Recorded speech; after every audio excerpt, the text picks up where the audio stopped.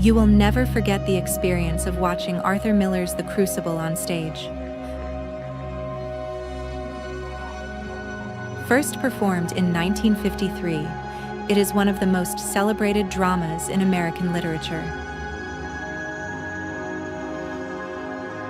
Set during the Salem Witch Trials of 1692, the play explores how fear, suspicion, and the abuse of authority can overwhelm principles of reason and justice within a closely knit community. Although it is rooted in historical events, Miller's work symbolically extends far beyond the realms of colonial New England, as it serves to examine timeless questions about truth, conscience, and the devastating consequences of mass hysteria. By transforming a notorious episode in American history into a powerful tragedy, Arthur Miller demonstrates how ordinary people can become participants in extraordinary injustice, when fear replaces evidence and conviction gives way to ideology. The drama centers on John Proctor, a respected but deeply conflicted farmer whose affair with Abigail Williams becomes entangled with the expanding witchcraft accusations in Salem, Massachusetts. Abigail is determined both to protect herself and pursue her desire for John. Yet she emerges as one of the play's driving forces as she and a group of young girls begin to accuse innocent members of the community of serving the devil.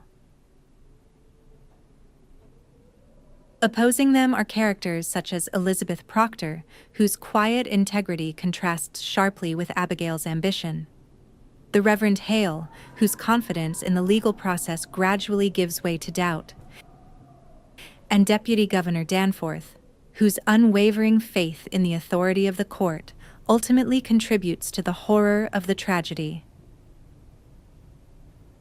Through these figures, Miller presents a society in which personal conflicts, religious zealotry, and institutional power become dangerously intertwined. As the accusations spread like wildfire throughout the locality and beyond, the community descends into rampant fear and division. Long-standing grievances, personal rivalries, and hidden resentments are transformed into evidence of witchcraft, where confession becomes a means of survival, and honesty becomes increasingly perilous. The court's willingness to accept invisible or unverifiable evidence fuels a cycle of accusations that results in imprisonment, condemnation, and execution. At the heart of the story lies John Proctor's struggle to preserve his integrity in the face of overwhelming pressure, making The Crucible not just a historical drama. It becomes a profound meditation on individual conscience and moral responsibility. The Salem Witch Trials remain one of the most enduring symbols of injustice in American history, illustrating the dangers of unchecked authority and public panic, notwithstanding the flagrant abandonment of due process. Arthur Miller's dramatization of these events has ensured that the lessons of Salem continue to resonate with successive generations, reminding readers and audiences alike that democratic societies seriously depend upon reasoned judgment, fair legal procedures, and the courage of individuals who are willing to defend the truth. More than 70 years after its debut, The Crucible continues to serve as both a compelling work of literature and a cautionary reflection on the fragile relationship between fear, justice, and the freedoms we treasure most.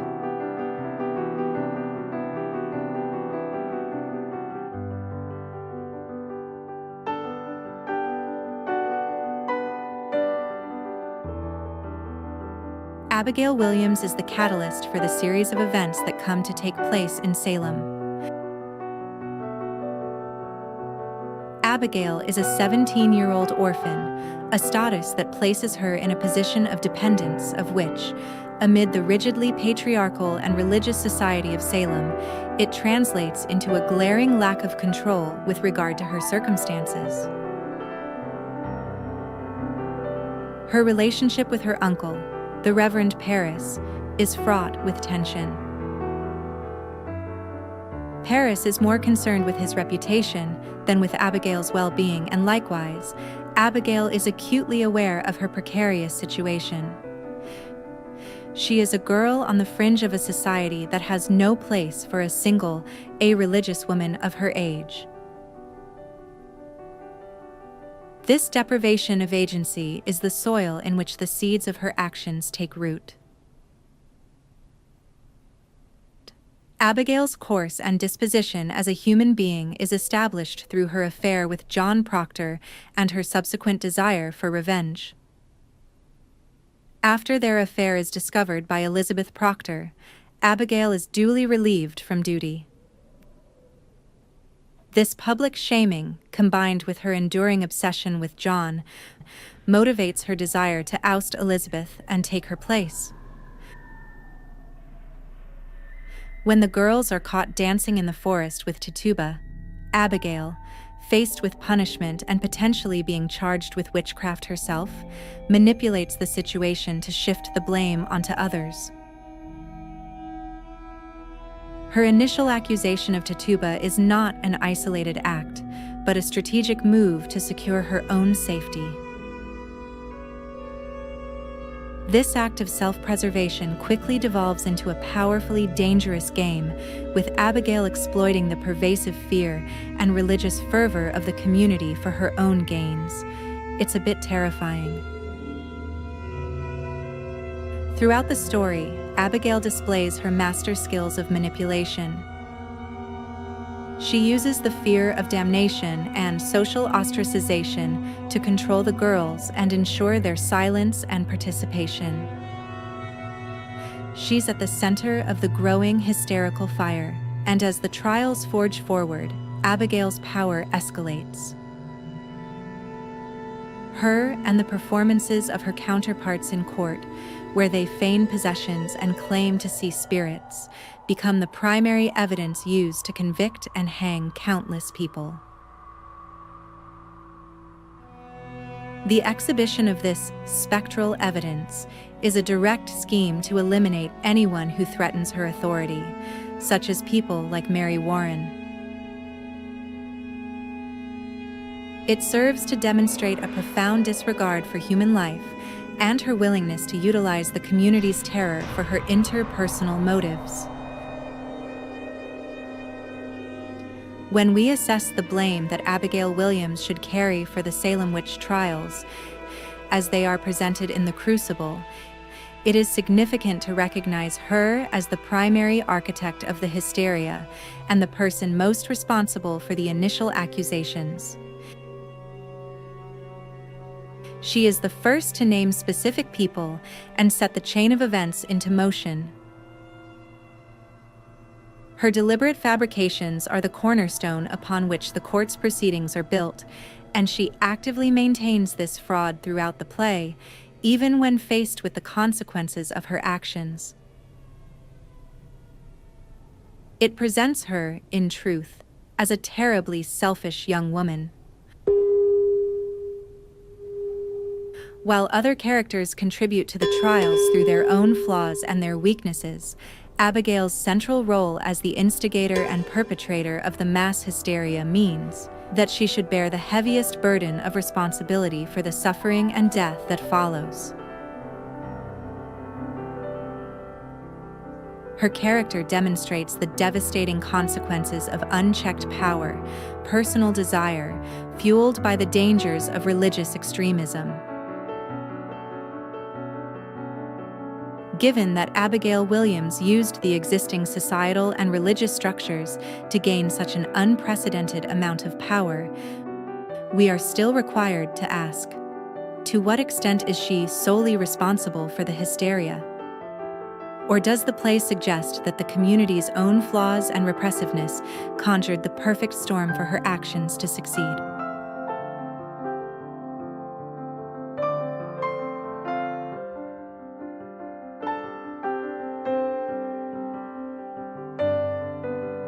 Tituba occupies a complex and vulnerable space in Arthur Miller's The Crucible as an enslaved black woman from Barbados living in theocratic Salem.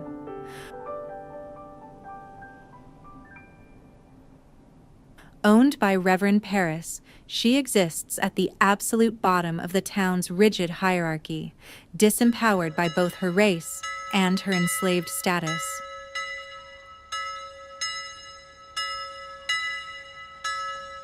In a society that equates social standing with moral purity, Tituba is viewed by the Puritan community as an outsider, an other whose foreign origins automatically cast her under suspicion.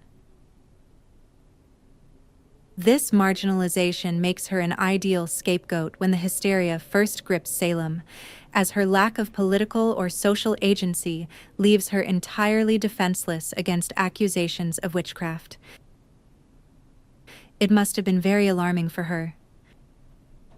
During the infamous night in the forest, Tituba's exact role remains ambiguous and heavily influenced by the hysteria of the Salem girls.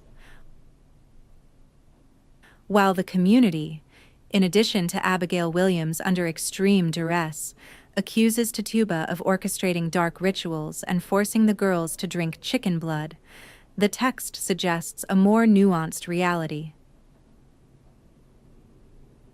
Tituba was likely attempting to use her native healing and her divinatory traditions, perhaps trying to help the girls conjure love charms or answer questions about their futures, rather than performing malicious witchcraft.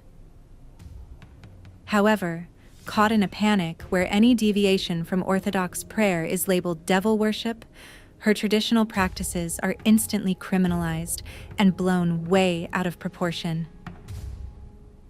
For a woman like her, it wasn't very fair.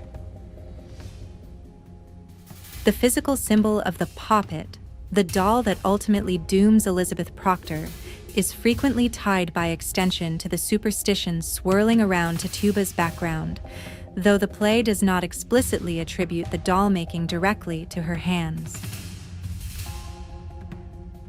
Instead, Tituba's indigenous Caribbean spirituality, which blends animism, folk magic, and a deep connection to the natural and spiritual worlds, stands in direct, explosive opposition to Puritan ideology. Puritans view the natural world as a battleground dominated by a stern, punitive god and actively patrolled by the devil. Thus, Tituba's syncretic folk practices, which view spirits and nature as fluid and neutral, are automatically demonized as pacts with Satan. This profound cultural clash invariably paints Tituba's identity as a tragic bridge between two incompatible worlds. She is forced to survive by performing a grotesque caricature of confession, adopting the language of the Salem Witch Trials to save her life, as her authentic spiritual heritage is erased and inverted into evil. By the end of her arc, Tituba's identity is entirely stripped away by her captors, reducing a complex woman of rich cultural heritage into a terrified instrument of mass hysteria. It prompts us simply to ask, given that Tituba was the first to confess under physical and psychological coercion to save her life, to what extent can her subsequent cooperation with the court be seen as an act of self-preservation rather than complicity in the destruction of others?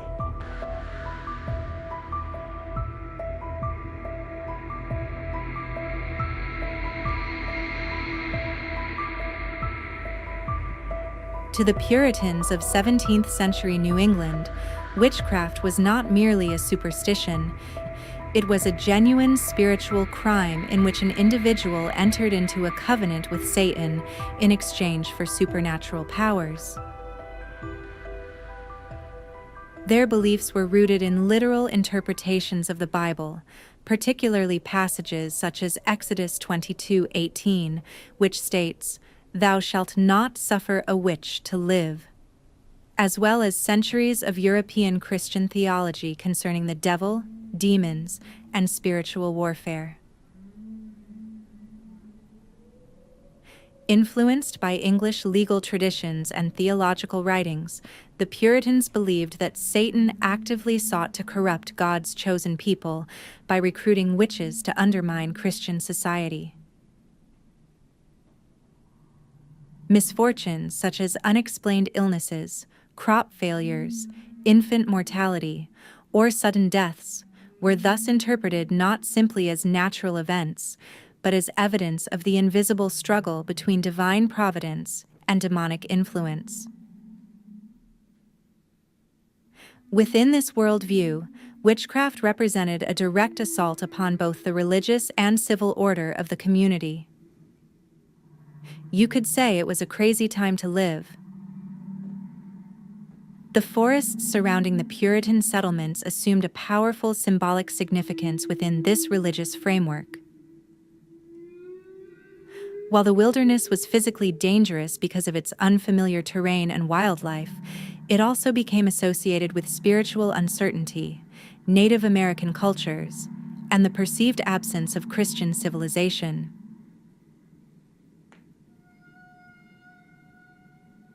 The dense woods stood in sharp contrast to the carefully ordered villages centered upon the meeting house, where religious authority and communal life were firmly established. As a result, the forest gradually acquired an almost mythical status as the place where Satan, witches, and other unseen forces might gather beyond the watchful eyes of the community. Arthur Miller draws upon this historical symbolism in The Crucible, using the forest as the setting for the secret gathering of the girls and as a dramatic reminder of the Puritan fear that disorder, temptation, and hidden evil existed just beyond the boundaries of their carefully regulated society. These beliefs profoundly shaped everyday life in colonial New England. Religious observance, moral conduct, and communal accountability became inseparable from the conviction that invisible spiritual forces were continually active in the world. Individuals were expected to scrutinize both their own behavior and that of their neighbors, while deviations from accepted religious and social norms could invite suspicion. This atmosphere fostered a heightened awareness of sin, but also encouraged anxiety, conformity, and vigilance within the community.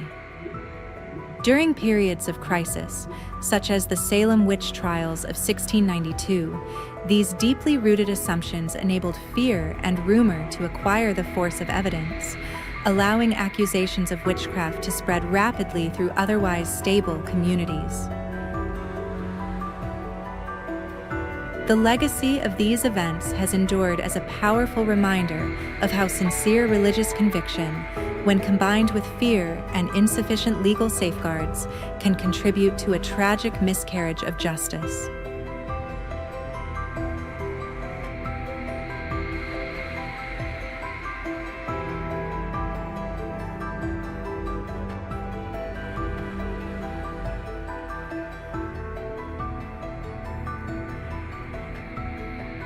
McCarthyism refers to a period of intense anti-communist suspicion and political repression in the United States during the late 1940s and 1950s, spearheaded most prominently by Senator Joseph McCarthy. Amidst the escalating Cold War tension with the Soviet Union, the federal government and various investigative bodies, most notably the House Un-American Activities Committee, HUAC, waged an aggressive campaign to root out alleged communist subversives, spies, and sympathizers.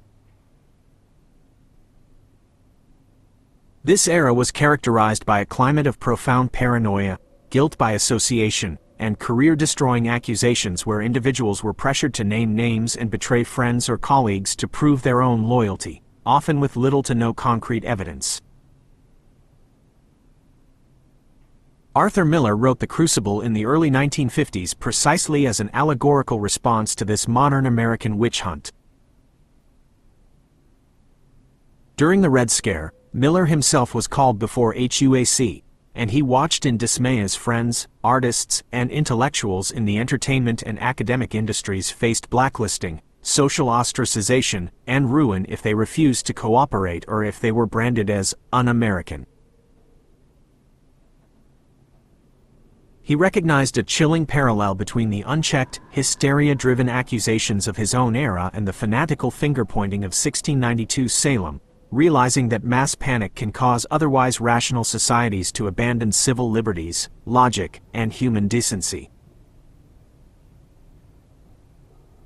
The thematic connections between the Salem Witch Trials and McCarthyism run deep throughout the play, serving as a critique of ideological conformity and state-sanctioned fear. Just as the court in the Crucible operated under the pretense that anyone questioning the proceedings was secretly aligned with the devil, McCarthy's committees treated skepticism or a defense of constitutional rights as a tacit admission of communism. Characters like John Proctor, who chose death and integrity over signing a false confession that would condemn others, directly mirrored the real-life artists and writers who refused to name names or bow to political intimidation, illustrating how easily fear can be weaponized by those in power to control dissent.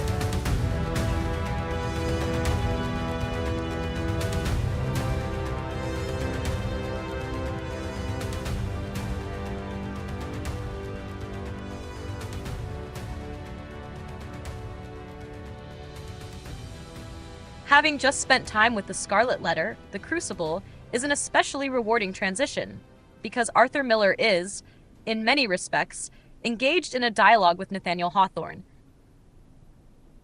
Hawthorne looked backward to 17th century Puritan New England to explore sin, guilt, hypocrisy, and redemption.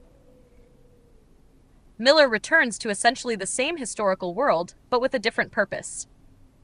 He is less interested in individual salvation than in the terrifying mechanics of collective fear. The result is a play that feels historical on its surface, yet profoundly modern in its concerns.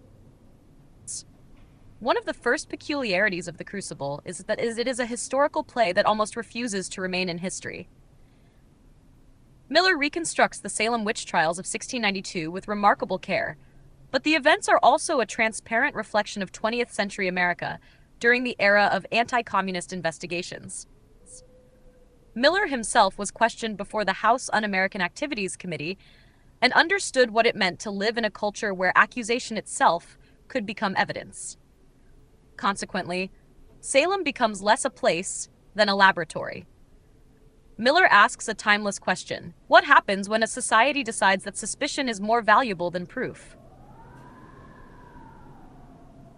The play is also curious because it occupies an unusual position between literature and history. Miller interrupts the dramatic action with lengthy prose commentaries, introducing important characters and explaining the political structure of Salem.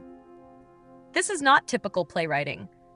Rather than allowing every aspect of personality to emerge through dialogue and action, he occasionally steps outside the play and becomes something like a historian or essayist. These interruptions are deliberate. Miller wants the audience to understand that the events are not isolated tragedies, but products of a social system.